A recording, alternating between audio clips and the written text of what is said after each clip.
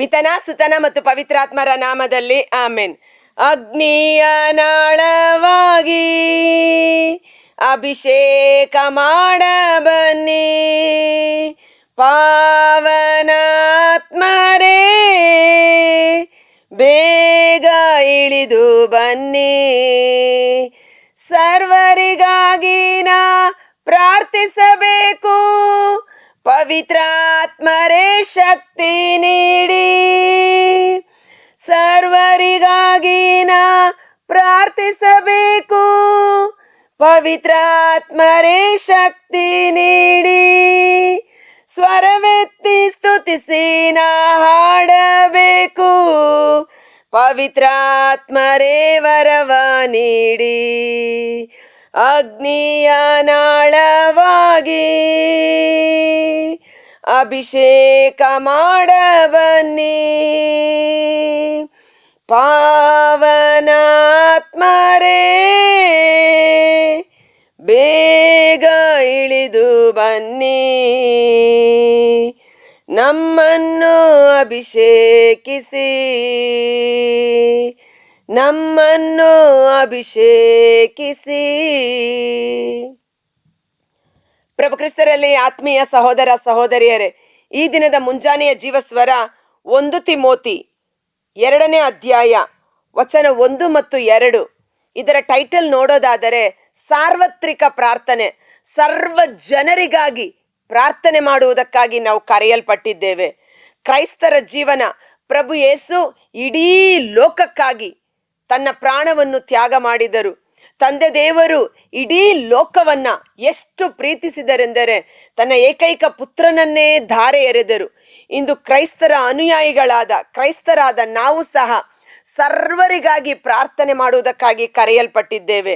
ನಾವು ನಮ್ಮವರು ಮಾತ್ರವಲ್ಲ, ಇಡೀ ಲೋಕಕ್ಕಾಗಿ ಪ್ರಾರ್ಥನೆ ಮಾಡುವ ಜವಾಬ್ದಾರಿ ನಮ್ಮೊಬ್ಬೊಬ್ಬರ ಮೇಲಿದೆ. ಮೊತ್ತ ಮೊದಲು ಮಾನವರೆಲ್ಲರಿಗೋಸ್ಕರ ದೇವರಿಗೆ ವಿಜ್ಞಾಪನೆ, ಪ್ರಾರ್ಥನೆ, ಭಿನ್ನಹ ಕೃತಜ್ಞತಾ ಸ್ತುತಿಗಳನ್ನು ಸಲ್ಲಿಸಬೇಕೆಂದು ಕೇಳಿಕೊಳ್ಳುತ್ತೇನೆ.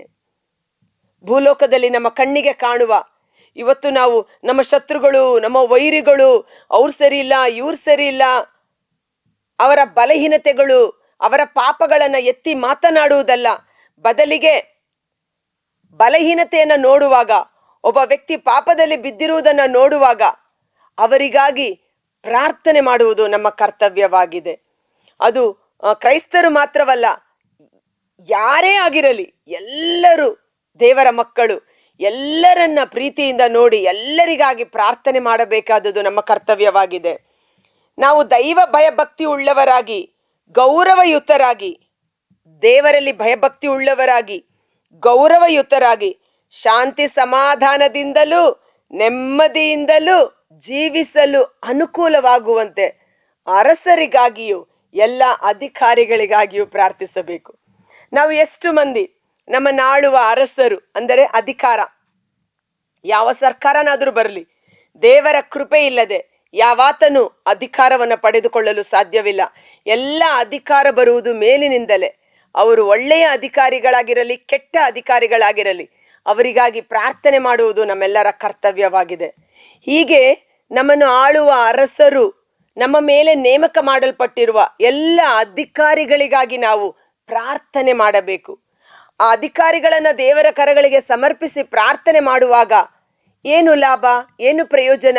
ನಾವು ನೆಮ್ಮದಿಯಿಂದಲೂ ಗೌರವಯುತವಾಗಿ ಶಾಂತಿ ಸಮಾಧಾನದಿಂದ ನಾವಿರುವ ಊರಿನಲ್ಲಿ ಜೀವಿಸಲು ಸಾಧ್ಯ. ಅದಕ್ಕಾಗಿ ಯೆರೆಮೀಯನ ಗ್ರಂಥದಲ್ಲಿ ನಾವು ನೋಡುತ್ತೇವೆ, ನಿಮ್ಮನ್ನು ಯಾವ ನಗರಕ್ಕೆ ಕಳುಹಿಸಿದ್ದೇನೋ ಆ ನಗರದ ಕ್ಷೇಮಕ್ಕಾಗಿ ಪ್ರಾರ್ಥಿಸಿ. ಇವತ್ತು ನಾವು ಬೆಂಗಳೂರು ನಗರದಲ್ಲಿದ್ದರೆ, ಕರ್ನಾಟಕ ರಾಜ್ಯದಲ್ಲಿದ್ದರೆ ಇದಕ್ಕಾಗಿ ನಾವು ಪ್ರಾರ್ಥಿಸಬೇಕು. ದೇವ ಒಳ್ಳೆ ಮಳೆಯನ್ನು ಅನುಗ್ರಹಿಸಿ, ಒಳ್ಳೆ ಬೆಳೆಯನ್ನು ಆಶೀರ್ವಾದಿಸಿರಿ, ರೈತರ ಕುಟುಂಬಗಳನ್ನು ಆಶೀರ್ವಾದಿಸಿ, ಅಧಿಕಾರಿಗಳನ್ನು ಆಶೀರ್ವದಿಸಿ, ಸರ್ಕಾರವನ್ನು ಪವಿತ್ರಾತ್ಮರಿಂದ ಮುನ್ನಡೆಸಿರಿ. ಒಂದು ಕೂದಲನ್ನ ಬೆಳ್ಳಗಾಗಲಿ ಕಪ್ಪಗಾಗಲಿ ನಮ್ಮಿಂದ ಮಾಡಲು ಸಾಧ್ಯವಿಲ್ಲ. ಒಬ್ಬ ಮನುಷ್ಯನನ್ನ ಬದಲಾವಣೆ ಮಾಡಲು ನಮ್ಮಿಂದ ಸಾಧ್ಯವಿಲ್ಲ. ಆದರೆ ನಾವಿರುವ ಸ್ಥಳಗಳಲ್ಲಿ ಕುಳಿತು ಅವರಿಗಾಗಿ ಮಧ್ಯಸ್ಥಿಕೆ ವಹಿಸಿ ಪ್ರಾರ್ಥನೆ ಮಾಡುವಾಗ ಪವಿತ್ರಾತ್ಮರ ಶಕ್ತಿ, ದೇವದೂತರುಗಳು ಕಾರ್ಯತತ್ಪರರಾಗುತ್ತಾರೆ.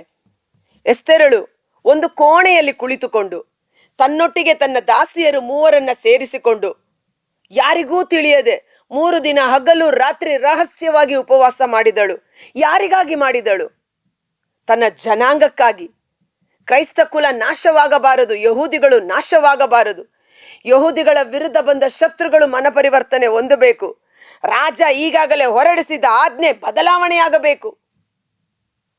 ರಾಜ ಒಮ್ಮೆ ಆಜ್ಞೆ ಹೊರಡಿಸಿದ ಮೇಲೆ ಯಾರ ಮಾತನ್ನು ಕೇಳುವುದಿಲ್ಲ. ಆತನು ಆಜ್ಞೆಯನ್ನು ಬದಲಾಯಿಸಲು ಆತನಿಗೆ ಹಕ್ಕಿಲ್ಲ. ಆದರೂ ನನ್ನ ಪ್ರಾಣ ಹೋದರೂ ಸರಿ ಎಂದು ದೇವರ ಸನ್ನಿಧಾನದಲ್ಲಿದ್ದು ಉಪವಾಸ ಪ್ರಾರ್ಥನೆ, ಇಡೀ ಮನುಕುಲಕ್ಕಾಗಿ, ಯಹೂದಿ ಜನಾಂಗಕ್ಕಾಗಿ ಆಕೆ ಪ್ರಾರ್ಥನೆ ಮಾಡಿದ್ದನ್ನು ನಾವು ನೋಡುತ್ತೇವೆ. ನೋಡಿ, ಒಬ್ಬ ಸ್ತ್ರೀ ಇವತ್ತು ಒಂದೊಂದು ಕುಟುಂಬಗಳಲ್ಲಿರುವ ಒಂದೊಂದು ಹೆಣ್ಣು ಮಗಳು ಪ್ರಾರ್ಥನಾ ವೀರಳಾದರೆ ಅಸಾಧ್ಯವಾದದನ್ನು ಆ ಕುಟುಂಬದಲ್ಲಿ ಸಾಧಿಸುವ ಅಭಿಷೇಕ. ಇಡೀ ಅಧಿಕಾರಿಗಳನ್ನ, ಸರ್ಕಾರದಲ್ಲಿರುವ ಯೋಜನೆಗಳನ್ನ ಸಹ ಬದಲಾಯಿಸಲು ಸಾಧ್ಯ. ಪ್ರಾರ್ಥನೆ, ಪ್ರಾರ್ಥನೆ, ಪ್ರಾರ್ಥನಾ ಶಕ್ತಿ. ಎಸ್ತರಳ ಪ್ರಾರ್ಥನೆಯ ನಂತರ ಆದ ಘಟನೆ ನಮಗೆ ಚೆನ್ನಾಗಿ ಗೊತ್ತಿದೆ.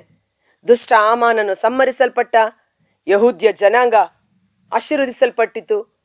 ಮರಣ ಭಯದಿಂದ ತತ್ತರಿಸಿ ಹೋಗಿದ್ದ ಯಹೂದ್ಯರು, ಇಸ್ರಾಯೇಲರು ಸಂಪೂರ್ಣವಾಗಿ ಶಾಂತಿಯುತವಾಗಿ, ಗೌರವಯುತವಾಗಿ, ಸಮಾಧಾನದ ಜೀವನವನ್ನು ನಡೆಸಲು ಸಾಧ್ಯವಾಯಿತು. ಅದು ಅನ್ಯ ದೇಶದಲ್ಲಿ, ಈಜಿಪ್ಟ್ ದೇಶದಲ್ಲಿ. ಈ ನಿದರ್ಶನಗಳನ್ನು ಓದುವಾಗ ನಮ್ಮಲ್ಲಿ ವಿಶ್ವಾಸ ಇನ್ನೂ ಅಧಿಕವಾಗಲಿ, ಪ್ರಾರ್ಥನಾ ಚೈತನ್ಯ ಬಲವಾಗಲಿ. ನಾವು ಮಾಡುವ ಪ್ರಾರ್ಥನೆಗೆ ಯಾರೂ ನಮಗೆ ರಿವಾರ್ಡ್ ಕೊಡದೇ ಇರಬಹುದು. ರಹಸ್ಯವಾಗಿ ನೀನು ಮಾಡುವ ಪ್ರಾರ್ಥನೆ, ಅಂತರಂಗದಲ್ಲಿ ನೀನು ಮಾಡುವ ಪ್ರಾರ್ಥನೆಯನ್ನು ನೋಡುವ ದೇವರು ನಿನಗೆ ಬಹಿರಂಗವಾಗಿ ಪ್ರತಿಫಲವನ್ನು ಕೊಡುತ್ತಾರೆ. ಆದ ಕಾರಣ ಎಚ್ಚೆತ್ತುಕೊಳ್ಳೋಣ, ನಮ್ಮ ಪ್ರಾರ್ಥನೆಯ ವಿಧಾನವನ್ನು ಬದಲಾಯಿಸೋಣ. ನಾನು, ನನ್ನದು, ನನ್ನ ಮಕ್ಕಳು, ನೀವು ಕೇಳಿದರೂ ಕೇಳದೇ ಇದ್ದರೂ ವಿಶ್ವಾಸ ಮಾಡಿ. ನೀವು ಕೇಳುವುದಕ್ಕೆ ಮೊದಲೇ ನಿಮ್ಮ ಅವಶ್ಯಕತೆಗಳು ಏನೆಂದು ಪರಲೋಕದಲ್ಲಿರುವ ತಂದೆಗೆ ಚೆನ್ನಾಗಿ ತಿಳಿದಿದೆ. ನಿಮ್ಮ ಬೇಡಿಕೆ, ಕೋರಿಕೆಗಳು ಎಲ್ಲವನ್ನು ತಕ್ಕ ಸಮಯದಲ್ಲಿ ಅವರು ನೆರವೇರಿಸುತ್ತಾರೆ. ಆದರೆ ನಿನ್ನಿಂದ ದೇವರು ಬಯಸುವುದು, ಎಕ್ಸ್ಪೆಕ್ಟ್ ಮಾಡೋದೇನನ್ನ? ಸರ್ವರಿಗಾಗಿ ಪ್ರಾರ್ಥನೆ ಮಾಡಿ, ಅಧಿಕಾರಿಗಳು ಅರಸರಿಗಾಗಿ ಪ್ರಾರ್ಥನೆ ಮಾಡಿ, ದೇವರ ಚಿತ್ತ ಭೂಲೋಕದಲ್ಲಿ ನೆರವೇರುವಂತೆ ಪ್ರಾರ್ಥನೆ ಮಾಡಿ. ಕರ್ತರಾದ ಯೇಸುವೇ, ಮುಂಜಾನೆ ಜೀವಸ್ವರವನ್ನು ಆಲಿಸುತ್ತಿರುವ ಪ್ರತಿಯೊಬ್ಬ ಸಹೋದರ ಸಹೋದರಿ ನಿಮ್ಮ ಬಲಾಢ್ಯವಾದ ಗಾಯಗೊಂಡ ಕರಗಳಿಗೆ ಸಮರ್ಪಿಸುತ್ತೇನೆ. ಸಮಯವನ್ನು ವ್ಯರ್ಥವಾಗಿ ಕಳೆಯಬೇಡಿರಿ. ಈ ದಿನಗಳು ಕೆಟ್ಟ ದಿನಗಳಾಗಿರುವುದರಿಂದ ನಿಮಗಿರುವ ಸಮಯವನ್ನು ಸದುಪಯೋಗ ಪಡಿಸಿಕೊಳ್ಳಿರಿ. ಒಟ್ಟಾಗಿ ಸೇರಿ, ಸಭೆಯಾಗಿ ಸೇರಿ ಪ್ರಾರ್ಥನೆ ಮಾಡಿ. ಮಧ್ಯಸ್ಥಿಕೆ ಪ್ರಾರ್ಥನಾ ಕೂಟಗಳಲ್ಲಿ ಭಾಗವಹಿಸಿರಿ. ಎಲ್ಲಿ 2 ಅಥವಾ 3 ಒಟ್ಟಾಗಿ ಸೇರಿ ನನ್ನ ನಾಮದಲ್ಲಿ ಪ್ರಾರ್ಥನೆ ಮಾಡುತ್ತಾರೋ ಅವರ ಮಧ್ಯೆ ನಾನು ಇರುತ್ತೇನೆ. 2 ಒಮ್ಮನಸ್ಸಿನಿಂದ ಒಂದೇ ಉದ್ದೇಶಕ್ಕಾಗಿ ಪ್ರಾರ್ಥನೆ ಮಾಡುವಾಗ ಸ್ವರ್ಗದಿಂದ ಅದು ಅವರಿಗೆ ಅನುಗ್ರಹಿಸಲ್ಪಡುತ್ತದೆ. ಈ ವಚನದಲ್ಲಿ ವಿಶ್ವಾಸವಿಡೋಣ. 2 3 ಒಟ್ಟಾಗಿ ಸೇರಿ ಒಂದು ಮಧ್ಯಸ್ಥಿಕೆಯ ಪ್ರಾರ್ಥನೆಯ ಕೂಟದಲ್ಲಿ ಸೇರುವ, ನಾವಿರುವ ಸ್ಥಳಗಳಲ್ಲೇ 2 3 ಸ್ನೇಹಿತರು ಒಟ್ಟಾಗಿ ಸೇರುವ, ಒಗ್ಗಟ್ಟಿನಲ್ಲಿ ಬಲವಿದೆ. ಆ ಒಮ್ಮನಸ್ಸಿನ ಪ್ರಾರ್ಥನೆ ದೇವರ ಸನ್ನಿಧಾನಕ್ಕೆ ಸೇರುವಂಥದ್ದಾಗಿದೆ. ಸಮಯವಿದ್ದರೆ ಮಧ್ಯಸ್ಥಿಕೆಯ ಪ್ರಾರ್ಥನಾ ತಂಡಗಳು, ಪ್ರಾರ್ಥನಾ ಕೂಟಗಳಲ್ಲಿ ಭಾಗವಹಿಸಿ ಅರಸರಿಗಾಗಿ, ನಮ್ಮನ್ನು ಆಳುವ ಅಧಿಕಾರಿಗಳಿಗಾಗಿ ಪ್ರಾರ್ಥಿಸೋಣ. ಆ ಪ್ರಾರ್ಥನೆಯ ಮೂಲಕ ದೇವರು ನಮ್ಮನ್ನು, ನಮ್ಮ ಕುಟುಂಬವನ್ನು, ನಮ್ಮ ರಾಜ್ಯವನ್ನು ಆಶೀರ್ವದಿಸಿ ಅಭಿಷೇಕದಲ್ಲಿ ಮುನ್ನಡೆಸುವಂತೆ ಯೇಸುವಿನ ಅದ್ಭುತಕರವಾದ ನಾಮದಲ್ಲಿ ಪ್ರಾರ್ಥಿಸುತ್ತೇನೆ. ಆಮೆನ್.